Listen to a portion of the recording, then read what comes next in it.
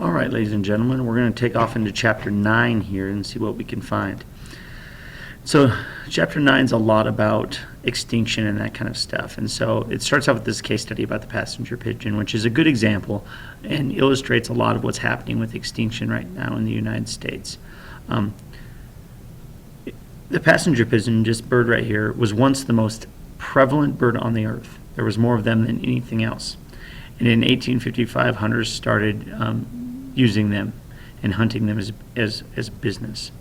And within 42 years, they'd hunted them to extinction, complete destruction between hunting and habitat loss. So it's a classic case of the situation we find ourselves in right now. Humans and human activity resulting in extinction of species. So let's go into chapter 9 and then let's look at that a little bit more. So the first section, it talks about the different types of extinction that exist. And so there's two major flavors of extinction out there in the world. Background extinction and mass extinction, which we've already discussed once in here. We discussed that earlier in your first set of notes in chapter 4. But we haven't talked about this very much, and that's extinction rate. So scientists like to try to pay attention to the rate of extinction, looking at it as a general barometer of kind of what's happening within the ecosystems and the environment.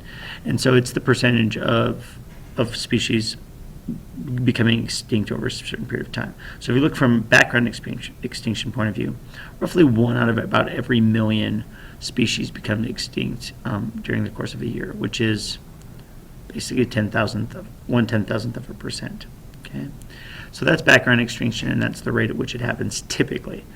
Now, mass extinction, on the other hand, is quite a bit larger. We're seeing huge numbers, 50 to 95% of all the species on the planet becoming extinct within a very short period of time. And so this gives you a perspective not just of the difference between background and mass extinctions, but on the actual amount difference. It gives you a little bit of a value between those two. Now, when we talk about extinction, we actually talk about lots of different kinds. We talk about local extinction, which is exactly what it is. Within a specific area, a specific habitat, the species no longer lives there. And so that would be an example of local extinction. Around here, not a super common thing as much. I know lightning bugs, fireflies used to be down by the creek all the time, and I haven't seen them there in a long time. That might be kind of an example for you on one way or another. Ecological extinction occurs when so few, this is the key right here, so few members of a species are left that they no longer play an ecological role. There's not enough of them that they do anything within the ecosystem. Ecological extinction, so both local and ecological. And then, of course, the last one is biological extinction. And this is the one that usually when we use the word extinction, we apply to the situation. They no longer exist on Earth ever. Human activity has been altering this extinction rate business for quite some time now. So annual extinction right now, based on what humans are doing, is we're speeding it up. Remember, it was 10,000th of a percent. Now it's between 100th of a percent and 1%, which is a huge increase, between 100 and 1,000 times faster than typical background extinction. And the main reason, right down here, we are the problem. We're causing many issues that are causing those extinctions, scientists believe. And so experts predict these rates will increase. They're not going to slow down. They're going to get worse based on what we're doing on the planet right now for the next 100 years. And so it's something that we need to pay attention to. Lots of species become extinct as a result of our activities. And so passenger pigeon I just talked about.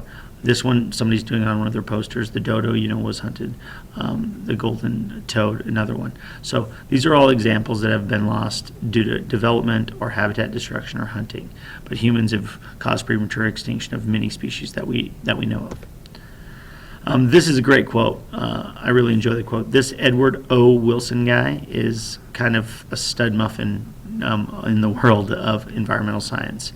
And this quote kind of holds true in most all cases. So the animals that we usually worry about becoming extinct first, the species, are the ones that are big. They're slow. They're usually tasty, or they have something of value to us. And so dodos are a good example of those kind of things. Now, when we talk about extinction, we usually talk about what happens right before extinction. So ones that we're concerned that will become extinct someday. And so there's two terms that we usually apply to that situation. Endangered species, which you guys are doing the posters about, stuff like that. Pretty common term, we use that quite a bit. There's very, very few of them, and could become extinct really soon if we're not careful. By contrast, you can have just threatened. Threatened, also known as vulnerable species. These are the ones that there's still a lot of abundance around, but they could see it being a problem in the future. They are threatened, or another term for it is vulnerable. And so there's usually these three main categories that you bump into. Extinct, endangered, almost extinct, threatened, you gotta watch out for them. It could get in trouble in the future. This is actually a much more detailed layout of the exact same information. So we talked about extinct, and then we talked about endangered, right? And then we talk about low risk. So all of these are parts of this continuum that we pay attention to. So it can be extinct just in the wild. So there's some creatures that we have in captivity, but they don't exist in the wild. We can have critically endangered. These are things that are really, there's very, very, very, very few of them on the planet. Endangered species, ones that are in real trouble and we have to make extra efforts. Ones that are just vulnerable, conservation dependent. They need conservation in order to protect them. If not, they would die out. Near threatened, and then least concerned would be ones that you got to be careful with. Okay. And here are all examples of different animals that fit in that category. Those categories, 2 pages of them worth. Okay. So what characteristics do animals have that make this be of concern to us? Well, typically, this part right over here, if an animal is a K species, they're typically more vulnerable to extinction. They live in specific places, they don't reproduce fast. All of these kind of things are really of issue. So K species are the ones that we're most nervous about becoming extinct for all of the reasons that they're K species. This is a look at some of the creatures that are out there that are threatened to become extinct here shortly. Fish, specifically freshwater fish, are really more of a concern than most people think. Next are amphibians, because they're so sensitive to their surroundings. A little bit of pollution creates problems, followed by mammals, reptiles, plants, and birds. What are the problems with kind of gauging that? Remember that rate of extinction I talked about, that percentage? What's the problem? How can we estimate that accurately or not? And there's 3 problems with estimating it extremely well. First one, it's hard to document this process because it happens over a long period of time. And so if it's happening over a long period of time, sometimes it's really hard to be able to keep track of a good rate. We've only identified this many species on the planet, 1.8 million. And so we estimate there's many, many more species than that. So it's hard to do a rate when you haven't even identified everything that's out there. And then we don't know a lot about ecological roles of all organisms. And so it's hard to, get a perspective of what has died and what hasn't. On to section 2, really short and sweet here, okay? This is it in a nutshell. So why do we care if they're coming extinct? Well, organisms or creatures are part of the natural capital, okay? They matter for natural capital. They're a vital resource on our planet. And so they have value, if you will, as a result of that. And there's actually variations in value. They don't all have the same kind of value.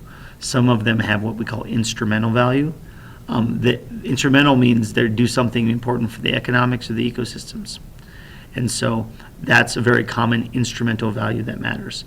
Use value specifically, economic goods or services, and then ecotourism is an example of ecological services that they have, and they provide genetic information. So those ideas right there, ecotourism, genetic information, use value are part of instrumental value because they're an instrument, they play a role. Non-use values are these ones, which are a little bit harder to pinpoint. Bequeathed value, this is a future generation, like you bequeath something in your will to the next generation. Some creatures have that value for future generations. Aesthetics, are they pretty? And then existence value. It's just nice to know that they're there, guys. Okay, so these are all parts of these instrumental values, both use and non-use versions of that. And then the last one is this ecological value all by itself. They play an important role within an ecosystem. They matter, okay? And so that's the end of section 1 and 2. We'll move on to the next one in a second.